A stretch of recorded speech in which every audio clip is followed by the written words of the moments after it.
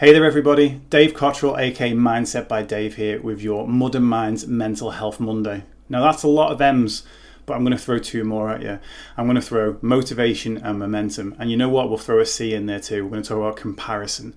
Now right now we're in unprecedented times where suddenly we're at home with a lot of possible spare time, and yeah, we have people all over the internet telling us whether or not we should be doing absolutely everything, or telling us whether we should just chill out, sit back and do absolutely nothing.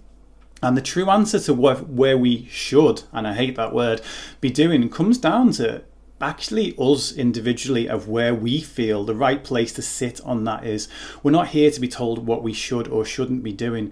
We're here to maybe be inspired by people, maybe get ideas on what we could be doing, but we want to stay away from that word should, because that word should leads us towards comparison. And comparison is something that you'll have experienced many times in your training. And it deals with what I call your momentum, which is my version of motivation. Now, motivation's a bit of a fickle thing, right? Sometimes it's your best mate. It turns up, it's there on the start line with you, and it goes through the entire race. Other times it gets there and in the morning and wakes you up, gets you out for that training run. But other times, doesn't turn up whatsoever. Right? It's fickle. It doesn't answer your calls. It ignores you on social media and it doesn't show up. And if you search for hashtag motivation, you're probably going to find things that only work on people who are already motivated. Motivation's this on or off thing, right? It's either there or it isn't. Momentum, on the other hand, is a scale and it moves. Okay, so as our momentum is high, certain things feel a little bit easier. As our momentum is low, the same things can feel a hell of a lot more difficult. And our momentum and our mental health play into this.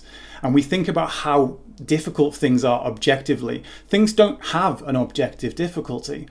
So Arctic Enema might be absolutely the most tough obstacle in the world to you, but might be completely and utterly easy to somebody else. It moves, it shifts. The same with Kong might be your favorite. It might be easy for you, but other people just can't even take that first step off the platform towards the first ring. Now that's comparison between us and other people. And if we see someone that's actually and utterly dominating out there on the course and getting ahead, we can look at that person and be inspired, or we can actually look at that person and be intimidated. When we ask questions like, oh, what's wrong with me? Why can't I do that? As we ask ourselves, why can't I do that? What's wrong with me? That drags our momentum down. And as that momentum comes down, the difficulty level goes up. And the same is true in the things that we've got to do in our day-to-day lives right now. But the problem is, we're not just comparing ourselves against the greatest person that's out on that course. We're comparing ourselves to a better version of us, a version of us that was on top of things. Now, the more time goes by while we kind of leave things to one side and we let that momentum come down, the difficulty level of things goes up. And that's all well and good when you think about, oh yeah, okay, if I don't run for a little while, the difficulty level of running goes up. But the more we kind of neglect ourselves, or we don't look after ourselves, or we don't take care of things, and that momentum dips down, or if our mental health takes a drop, which is completely understandable at times like these, and that momentum comes down, then things start creeping up on that difficulty level. So it might be that running 10k was sort of around here and is now all the way up there. Or it might even be, if you're further down, that as this comes down, that getting out of bed suddenly becomes one of the hardest things to do in the world. Brushing your teeth, having a shower, opening the curtains, all these things become suddenly very difficult. And you know what? We're self-critical, aren't we? So at that point, what do? We don't give ourselves compassion like we would to a friend if they were in the same situation. We beat ourselves up. We tell ourselves to crack on, to get on with it. We go, what's wrong with me? Why can't I do this? I can't believe I used to be able to do Arctic Enema. I used to be able to do monkey business, and now I can't even get out of bed. What's wrong with me? We compare us, the version we are now, the version that might be struggling, against the alpha version of us. And that's just not fair. So you know what we need to do? We need to take something that I call baby steps and happy dances. We take the baby step, we do the happy dance. The baby step might be you get out of bed today. And you know what? That might not feel like a baby step to you. That might feel like a giant leap. And that's okay. Because we take on the difficult thing. Yes, the difficult things change. But as legionnaires. We take on the obstacle and we overcome. We find a way. We don't ask why can't, we ask how could. And then we go on to help other people. That is what we do on the course.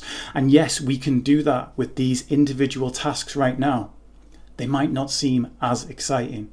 And you might be inclined to think that getting out of bed should be easy when you've achieved 10 miles out on that course, or if you've achieved an ETM or a world's toughest mudder, but right now you're being grounded by something else. That's okay, because you're in a different place.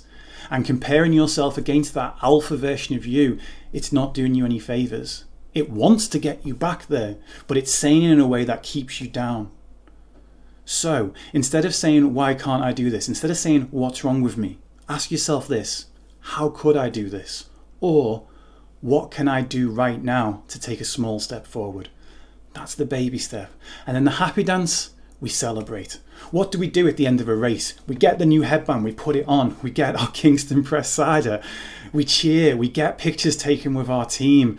I cry pretty much every single time, but it's a celebration of our accomplishment.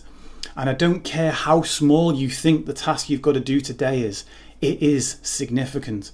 So when you do that task, I want you to go all out. I want you to celebrate. I want you to treat that like you're getting your new headband. And then tomorrow, you'll feel like taking that next step, because your momentum will go up. And as that momentum slowly starts to go up, the difficulty begins to come down. I know you've got this. Whatever task you have to take on right now, it's not comparing it to other people's tasks. It's comparing it to what you need to do right now and what you feel capable of. So take the step. It might be the smallest step or it might be the biggest step, but it's a step that you know you can take. Take it and celebrate it. And I'll look forward to seeing how you get on.